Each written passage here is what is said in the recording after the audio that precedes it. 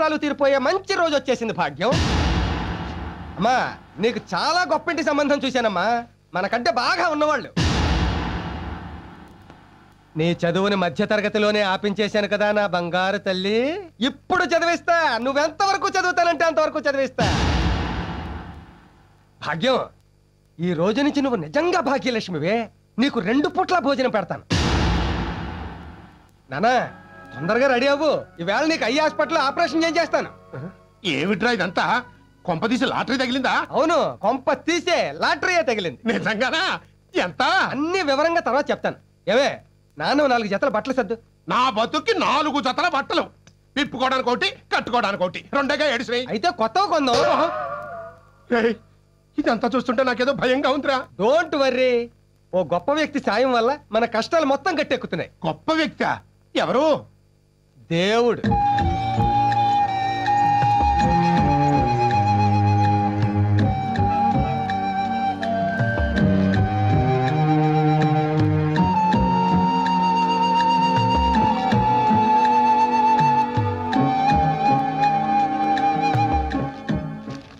నాన్నా ఇక్కడ సంతకం పెట్టు.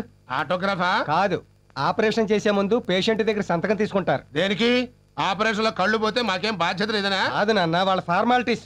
ఫార్మాలిటీ అయితే మాత్రం చదవకుండా సంతకం ఎలా పెట్టమంటావు? చదవడానికి నీకు కళ్ళు కనిపించట్లేదు కదా, అందుకే ఆపరేషన్ చేయించమంటున్నా. సంతకం పెట్టందే కళ్ళు ఆపరేషన్ చేయరు. అదొకటి ఏడ్చిందా? సరే, ఈ గుడ్డి కళ్ళు బాగుపడటం కోసం గుడ్డిగా సంతకం పెడుతున్నా. ఎక్కడో చెప్పు. ఇదిగో ఇక్కడ. ఇన్నాళ్ళు మీరు చెప్పినట్టు నేను విన్నాను, ఇప్పుడు నేను చెప్పినట్టు మీరు వినాలి. ఎలాగో మనం ఇల్లు కొనుక్కున్నాం కాబట్టి ఈ రోజు నుంచి నువ్వు రిక్షా తగ్గకూడదు. ఇదిగో అమ్మా, నువ్వు కూరగాయలు బండి వేసుకుని వీధిలో తిరిగి ఆ వంకాయలు బెండకాయలు అంటానికి వీల్లేదు. ఇదిగో ముసలే, నువ్వు ఇంటింటా పాచి పనులు చేయడానికి వీల్లేదు. శుభ్రంగా పడక కూర్చుందో వెళ్ళి పడుకో. ఇదేం గోలరా? అవును మావయ్య, ఇన్నాళ్ళు రాత్రనక పగలనక అంతా కష్టపడ్డారు. ఇప్పుడు మేము సంపాదిస్తున్నాగా. సరే, రిక్షా అమ్మేస్తాను, కానీ ఆటో కొనుక్కుంటాను. ఆటోనా? అవునరా, కష్టం తక్కువ లాభం ఎక్కువ. అయితే నేను ఈ కూరగాయల బండి అమ్మేసి మన ఇంటి ముందు కొట్టెట్టుకుంటాను. నేను ఈ పాస్పర్ మానేసి ఓ మంచి ఇంట్లో వంట మనిషిగా చేరతాను. అంతేగాని ఖాళీగా మాత్రం కూర్చోంటారు. ఈ ఇంటి మీద డాబా వేసే వరకు కట్టపడదాంరా. డాబా వేసాక ఇంకో మేడ కొందాం అంటారు. మాకంత ఆశ ఏం లేదులే. మరైతే రెస్ట్ తీసుకోవచ్చు కదా అత్తయ్య. అది కాదమ్మా, రేపు నీ కడుపునో నలిసి పుడితే ఓ మంచి కాన్వెంట్ లో చేర్పించి కంప్యూటర్లు అయ్యి నేర్పించడానికి డబ్బు అవసరం వస్తది. రేపు మాకే జబ్బు చేసింది అనుకో, డబ్బు అవసరం వస్తది. ఖాళీగా కూర్చుంటే ఉన్నది కరుగుద్ది గానీ ఏమొత్తది? కరెక్ట్ గా చెప్పారా. అది కాదు గురుగారు. గురువు గారిని కాదు, మాంగారిని చూడు. కష్టం చేసిన వాళ్ళు ఖాళీగా కూర్చోలేరు.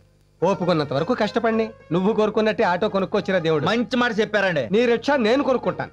అయ్యి బాబోయ్, అంత చెడ్డ మాట అన్నారేంటండి? చెడ్డ మాట కాదు, మంచి మాటే. ఉన్న ఉద్యోగం పోయింది, ఎక్కడ పని చేద్దామన్నా ఈ వయసులో మీరేం చేస్తారండి అని వేళకోళం చేస్తున్నారా. అందుకని రిక్షా దొక్కుతారా? ఇది తొక్కడం చాలా కట్టమండి. 100 మంది ఎక్కిన బస్సునే నడిపాను.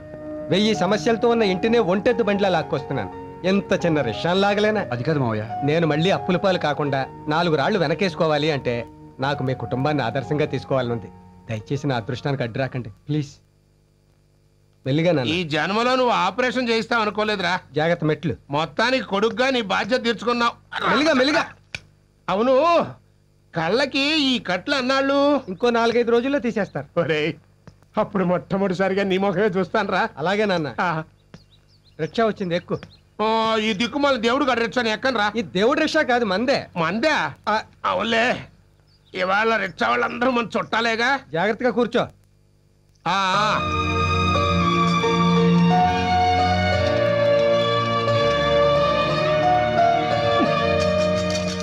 ఒరే దరిద్రుడా, నాకంటే కళ్ళు కనపడిస్తావు, నీకే వచ్చిందా మాయ రోగం? అట్లా ఊపుకుంటూ తొక్కుతున్నావు. వీడికి రిక్షా తొక్కడం కొత్తలే నాన్న. జాగ్రత్తగా తొక్కమను. ఎంతకీ నీ ఉద్యోగం సంగతి ఏమైంది? మంచి ఉద్యోగమే దొరికింది. జీతం ఎంతో? ఎంత తొక్కితే అంత. తొక్కడమేమిట్రా, అదే రిక్షా భాష. నువ్వును రోజుకి 50 నుంచి 100 దాకా వస్తుంది. అదే ఉద్యోగాలు. 4000 నోట్లోకి వెళ్ళే జీతం ఇవ్వరు కదా. రా నాన్న, జాగ్రత్తగా దిగు. నేను జాగ్రత్తగానే దిగుతా గాని ఈ రిక్షా వాడికి 2 రూపాయలు తక్కువ ఇవ్వరా. ఎందుకు నాన్న? వేదో తాబేలు తొక్కుడు వీడును. ఏడిడు ఇక్కడే ఉన్నాడు. యారా, నీ బతుక్కి రిక్షా ఎందుకురా?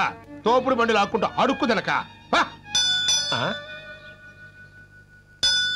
ఏంట్రా, ఏదో గుడి గంట పడుతుంది, ఎక్కడ తీసుకొచ్చావు? మన ఇంటికే. మన ఇంటి దగ్గర గుడి ఎక్కడుంది? నిన్నే కట్టారు చిన్న గుడి. మన సైట్ లో కట్టి చావలేదు కదా? లేదులే, రా. జాగ్రత్త నాన్న. నాకు తెలుసు, 70 ఏళ్ళ నుంచి కొంపల పడి చేస్తున్నాను. ఏది ఎక్కడుందో నాకు బాగా తెలుసు. ఇది గుమ్మం. 1 2 3 4 5 6 7 8. అబ్బా దేవుడా లక్షరా. ఇదేమిట్రా 15 అడుగులు వేస్తే నా కుర్చీ రావాల్సింది 8 అడుగులకే ఈ గోడ వచ్చొచ్చిందంటే. అదే ఈ మధ్య మున్సిపాలిటీ వాళ్ళు రోడ్డు వైడ్ చేయడంలో మన గోడ కొంచెం ముందుకు వచ్చి. నేను లేని టైం చూసి నిన్ను అమాయకుని చేసి మున్సిపాలిటీ వాళ్ళు నా కొంప కొడుస్తారా? నేను వదలను. తరతరాలుగా వస్తున్న ఈ ఇంట్లోంచి ఇటుక ముక్కగా తెలిసినా నేను భరించలేను. రేయ్, కట్లెప్పగానే నీ మొహం చూద్దాం అనుకున్నాను. ఇప్పుడు ఆ మున్సిపాలిటీ వాళ్ళ అంతు చూస్తాను. కాఫీ తీసుకోండి మావయ్య. మంచి కూడా ముట్టను. టెన్షన్ పడకు తాతయ్య, నరాలు దెబ్బతింటే కళ్ళకు ప్రమాదం. రా ముందు కూర్చో. ఏంటో యాదవ లైఫ్ అని కంటి టెన్షన్ తగ్గింది కదా అనుకుంటే ఇంటి టెన్షన్ పట్టుకుంది.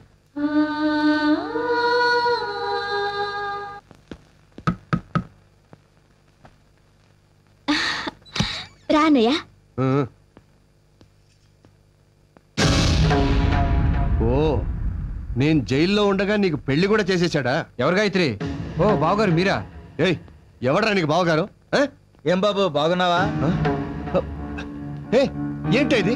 లేబర్ వాళ్ళంతా తీసుకొచ్చి ఇంట్లో పెట్టారు. అన్నయ్య, మాటలు మర్యాదగా రాని. ఆయన మా ఆయన, వాళ్ళు మా అత్త మావలు. వాట్? వీడు నీ మొగుడు, వాళ్ళు నీ అత్తామావలున్నా? అవును. చెయ్, ఇంత లో క్లాస్ వాళ్ళని చేసుకోవడానికి నీకు, చేయించడానికి వాడికి సిగ్గులేదు? అది కాదు బాబు. పోండి, అందరూ బయటికి పండి. Hello, out. ఆవేశపడకు. ఇది నీళ్లు కాదు, నా ఇల్లు. నీళ్ళ అంటే దీన్ని కట్టం కింద కొట్టేసావా? కొట్టేయలేదు, కష్టపడి కొనుక్కున్నారు. కొనడానికి వీళ్ళెవరు? అమ్మడానికి వాడేవాడు? ఏడి వాడు?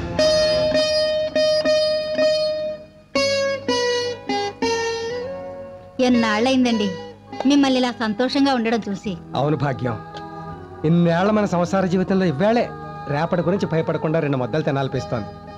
మీ నాన్నగారికి ఇల్లు అమ్మేస్తారని తెలిస్తే? కంటి గురించి చెయ్యి తొక్కాడు, ఇంటి గురించి గొంతు తొక్కుతాడని భయపడుతున్నావా? 2 రోజులు తిడతాడు, అలవాటేగా, పడదాం. ముందు మన అప్పులన్నీ తీరిపోయాయి. ఇక నుంచి ఏ ఒక్కడో కూడా నా గుమ్మ ముందుకు వచ్చి నన్ను అమర్యాదగా పిలవలేడు. బయటికి.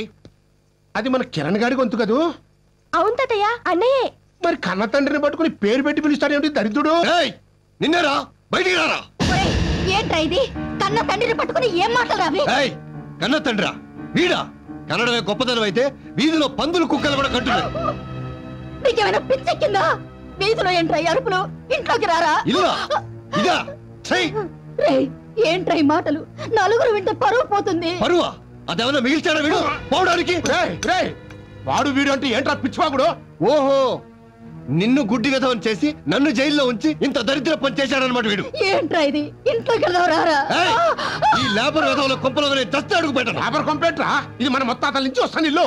ఓరి నా గుడ్డి గ్రాండ్ ఫాదరు, నీ కొడుకు మన కొంపను ఆ రిక్షావాడికి అమ్మేసి ఆ రిక్షావాడి కొంపని వీడు కొన్నాడు. మన కొంప అమ్మేశారా? ఎంత పని చేశారా?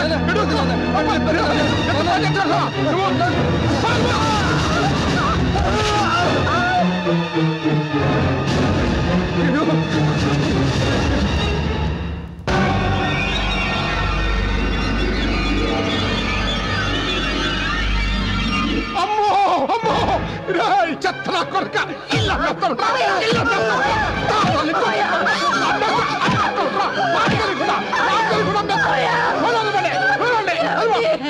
అయినా వాడు అమితా మాత్రం గుడ్డిగా నువ్వు సంతకాల పెట్టి చచ్చావు. అవును, ఎలా పెట్టి చచ్చాను?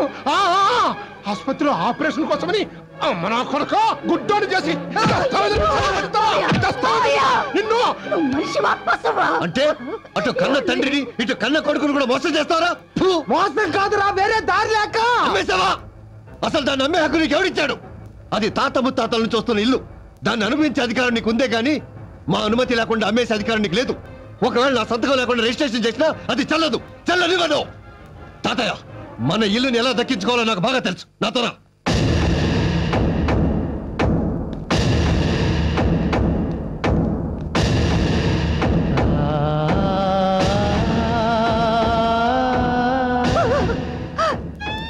ఏమిటండి ఇది?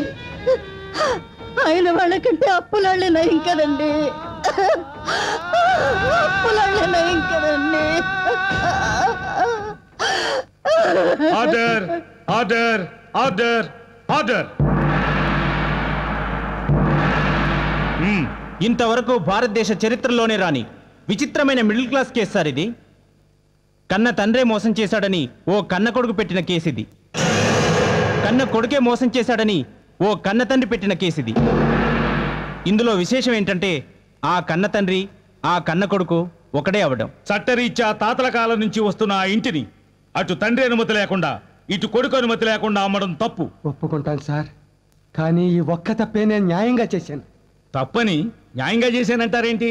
అవును సార్, ఎందుకంటే అసలు తప్పులు అంతకంటే పెద్ద తప్పులు మరెన్నో చేశాను కాబట్టి. నేను మధ్యతరగతి మనిషిగా పుట్టడం మొదటి తప్పు. పెళ్లి చేసుకుని అంతకంటే పెద్ద తప్పు చేశాను. అధిక సంతానానికని క్షమించరాని తప్పు చేశాను. నన్ను కని పెంచి పెద్ద చేసిన నా తండ్రికి కంటి ఆపరేషన్ చేయించకుండా బాధ పెట్టి గుడ్డివాణ్ణి చేసి దస్తావేజుల మీద సంతకాలు చేయించి కొడుకుగా తప్పు చేశాను.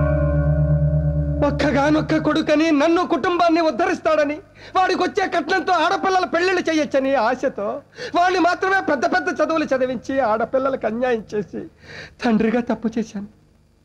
తక్కువ కట్నం అడిగాడు కదా అని కక్కుర్తిపడి వాడు ఎటువంటి వాడో తెలుసుకోకుండా పెద్ద కూతురునో దౌర్భాగ్యుడికి ఇచ్చి పెళ్లి చేసి చివరికి దాని పసుపు కుంకాలు కూడా తుడిపేసి మరింత తప్పు చేశాను. రెండో కూతురు తన కాళ్ళ మీద తనే నిలబడి 4 డబ్బులు సంపాదించుకుంటుంటే సిగ్గు లేకుండా డబ్బులు వాడుకున్నాను. చివరికి నేను పెళ్లి చేయలేనేమోనని తన మొగుడిని తనే వెతుక్కుని వెళ్ళిపోతే భారం తగ్గిందని బాధ్యత లేని తండ్రిగా తప్పుకున్నాను. ఫస్ట్ మార్కులతో స్కూల్ ఫస్ట్ తెచ్చుకున్న నా మూడో కూతుర్ని చదువు ఎక్కువైతే అంతకంటే ఎక్కువ చదువుకున్న మొగుడిని తేవాల్సి వస్తుందని చదువుకుంటాను నాన్న అని ఆశగా నోరు తెరిచి అడిగితే వద్దమ్మా అని నిర్దాక్షిణ్యంగా నోరు నొక్కేసి మరింత తప్పు చేశాను.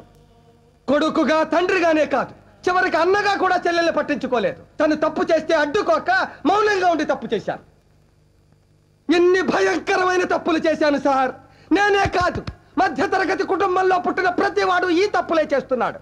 ఎందుకంటే బుర్ర నిండా ఆశలు, ఇంటి నిండా కష్టాలు, పెరిగిన ధరలు, తరగని బాధలు, పాలవాడికి, నీళ్లవాడికి, రెంటుకి, కరెంటుకి, రేషన్కి, మందులకి, కూరలకి, కూతుళ్ళకి, అల్లుళ్ళకి, కొడుకులకి, చదువులకి, పండగలకి, పబ్బాలకి, శుభాలకి, అశుభాలకి, అన్నిటికీ ఖర్చు ఖర్చు ఖర్చు. తెల్లవారితే సమస్య, నోరు విప్పితే డబ్బు, అడుగు వేస్తే అప్పు. అన్నిటికీ సాకు 1వ తారీఖు. అది సర్వరోగ నివారిణి. 1వ తారీఖు అని 30 రోజులు ఎదురు చూస్తాను సార్. చివరికి అది ఇలా వచ్చి అలా వెళ్ళిపోతుంది. వరద బాధితులను ఆదుకోవడానికి హెలికాప్టర్ వచ్చి వెళ్ళిపోయినట్టు. 1వ తరగతి వాడికి 2వ తరగతి, 2వ తరగతి వాడికి 3వ తరగతి, ఇలా అన్ని తరగతుల వాళ్ళకి ఎదుగుదల ఉంటుంది. ఒక్క మధ్య తరగతి వాడికి మాత్రం ఎదుగుదల ఉండదు సార్. ఒక్కడు రెక్కలు ముక్కలు చేసుకుని సంపాదిస్తుంటే 10 మంది అడ్డగాడిలా కూర్చుని తినే దౌర్భాగ్య సాంప్రదాయం మారినంత వరకు మా మధ్య తరగతి కుటుంబాల కథ ఇంతే సార్. నా కష్టాలు ఏ దేవుడు తీర్చడు కాబట్టి, నా తండ్రి కొడుకుల సమస్యలు నావిగా భావించాను కాబట్టి ఆ ఇల్లు కూడా నాది అనుకునే గత్యంతరం లేక అమ్మేశాను సార్. ఆ వచ్చిన డబ్బులో 1 రూపాయి కూడా నేను వాడుకోలేదు. 5,000 పెట్టి రిక్షా మాత్రం కొన్నాను సార్. అది ఎందుకో తెలుసా? ఇప్పుడు కొన్నా గుడిసైనా అమ్ముకోకుండా ఉండాలనే ఆశతో. అదే తప్పైతే ఈ అల్పజీవిని, ఈ అసమర్థుడిని తప్పకుండా శిక్షించండి సార్. మీరెంత పెద్ద శిక్ష వేసినా 50 ఏళ్ల మధ్య తరగతి మనిషిగా నేను అనుభవించిన శిక్ష కంటే అది చిన్నదే అవుతుంది. కాబట్టి ఆనందంగా అనుభవిస్తాను. కాకపోతే ఒకే ఒక్క కోరిక సార్, నాతో పాటు ఆ శిక్ష నా భార్యకు కూడా వెయ్యండి.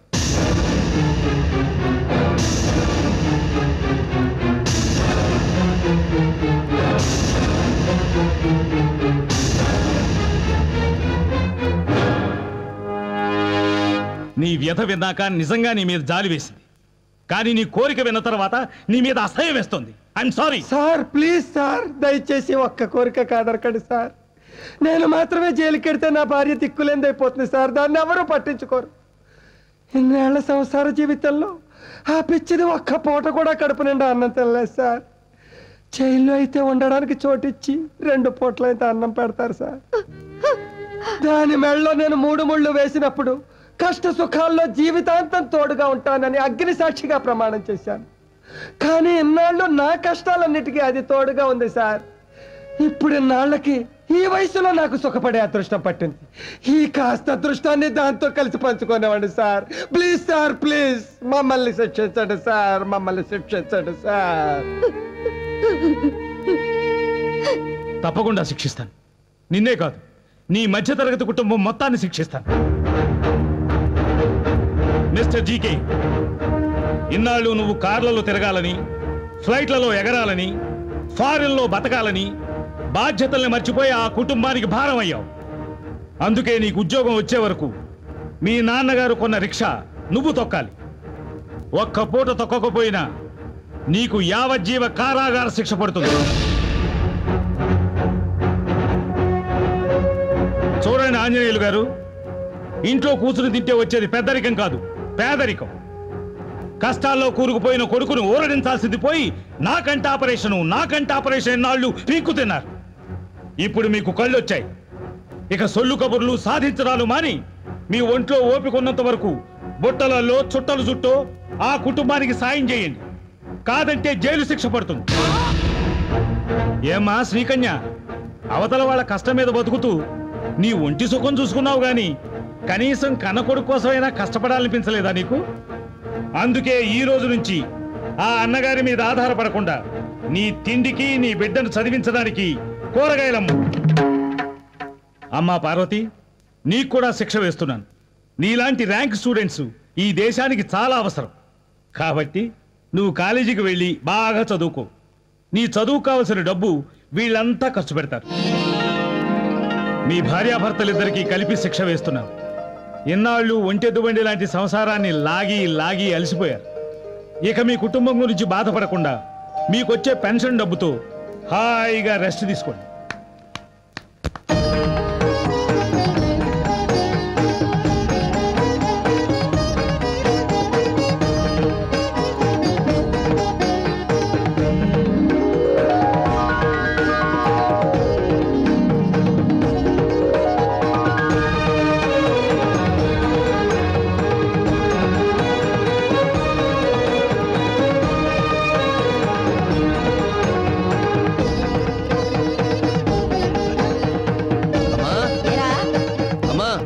ఏంటి?